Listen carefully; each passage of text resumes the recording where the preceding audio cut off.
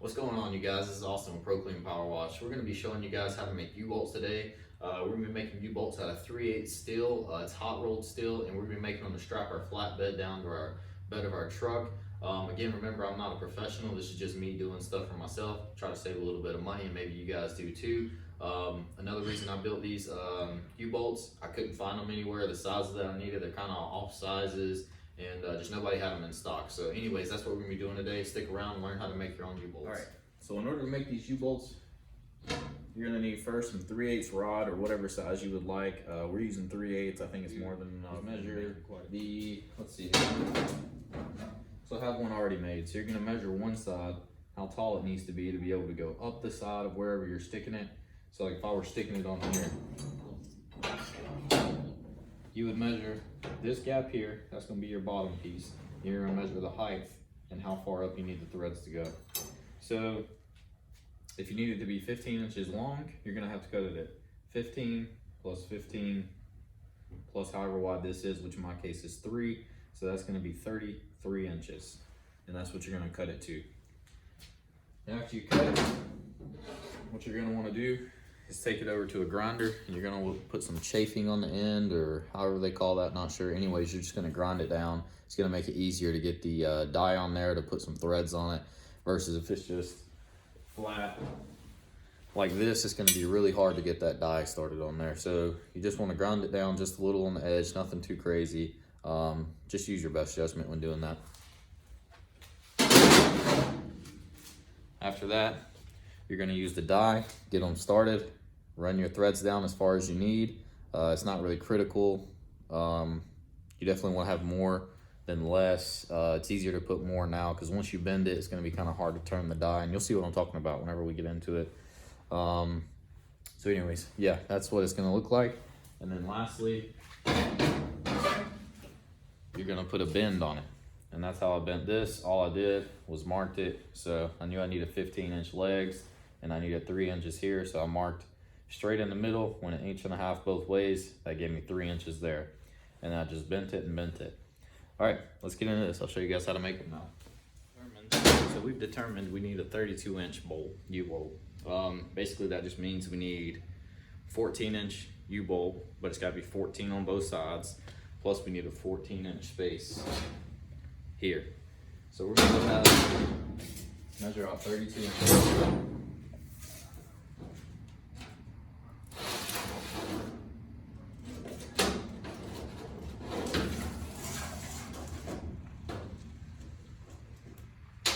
Mark it at 32 inches or wherever you need it.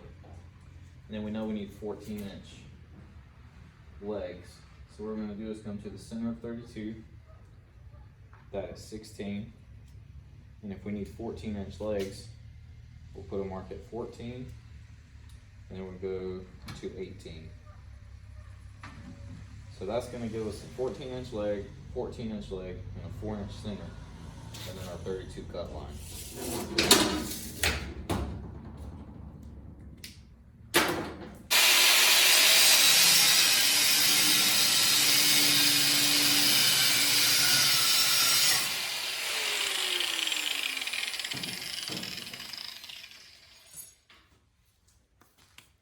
That. On to the next part.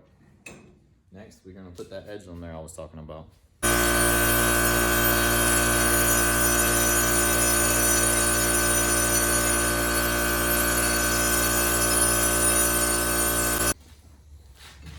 All right, so now I'm just gonna lock this in the vise like that. I'll show you guys everything I'm using. So for this, we're using this Pittsburgh 45-piece titanium nitride tap and die set. I got the smaller 21-piece set from Harbor Tools out of the carbon. Just wouldn't work. You have to get the stronger stuff to be able to cut threads on this steel. I'm also using some cutting fluid here, spray on. To be honest, I don't think you really need this. At the end of the day, I just use motor oil.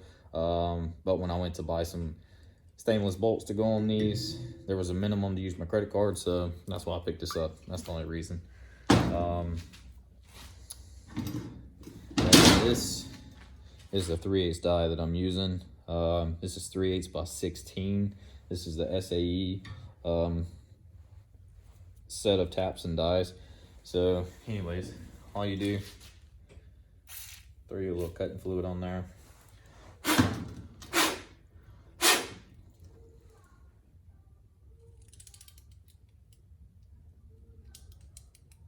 Your little cutting fluid.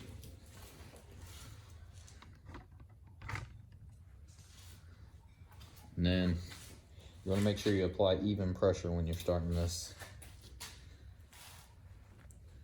Once it's started, it goes easy. Just starting it right is the main thing.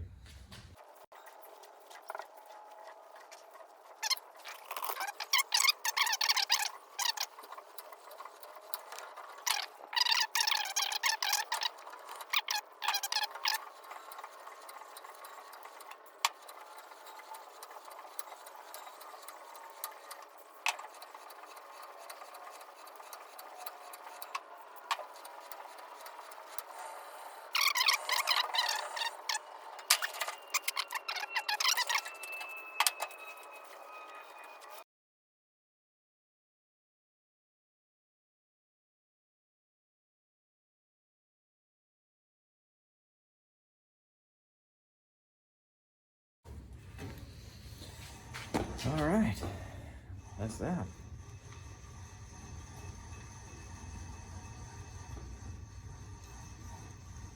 Remember, we're gonna run it down one more time just to help clean those threads up.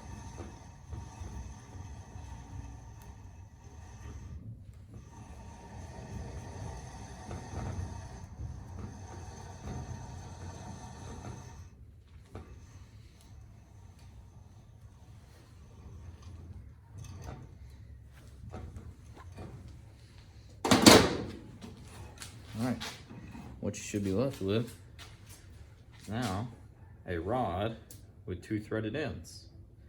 Now remember, we marked on here, let's see, are we still there? Okay, yeah. We marked here with a pink marker. There's center and then a 3-inch, so 1.5 inches each way. So that's gonna give us a 3-inch, whatever you would call that part there. Anyways, the flat part, it's gonna be 3 inches. So what we're gonna do, we're gonna put it in the vise. It's kind of hard to see, I know, sorry about that. Put it in the vise and leave one mark just right above the vise. And this flatbed's still a work in progress. That's why this vise is clamped down like it is, but it'll work. All right, and what you're gonna do, so this is actually just a pipe from my jack. You can use whatever you got laying around, just something to give you some leverage. Slip that over it. And the line should be about, that's about 1/4 inch to 1/2 inch above the vise jaws, because it's gonna bend a little above. And then you're just gonna bend it down 90 degrees.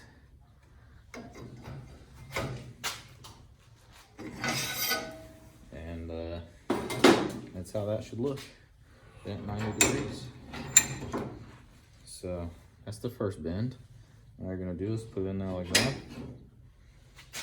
Oh, wait, just kidding. You're gonna put it in like that to your second mark. It's kind of hard to see. It's about right there, about 1/2 inch above the vise jaw. Clamp that down real nicely. And bend it 90 degrees again. All right.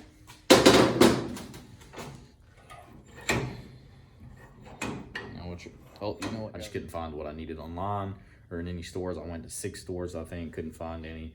And so I just decided to make them myself, and there was no videos on YouTube, so that's why I made this. I'm also gonna be making the, basically washers or the strap that goes across here. Let's see.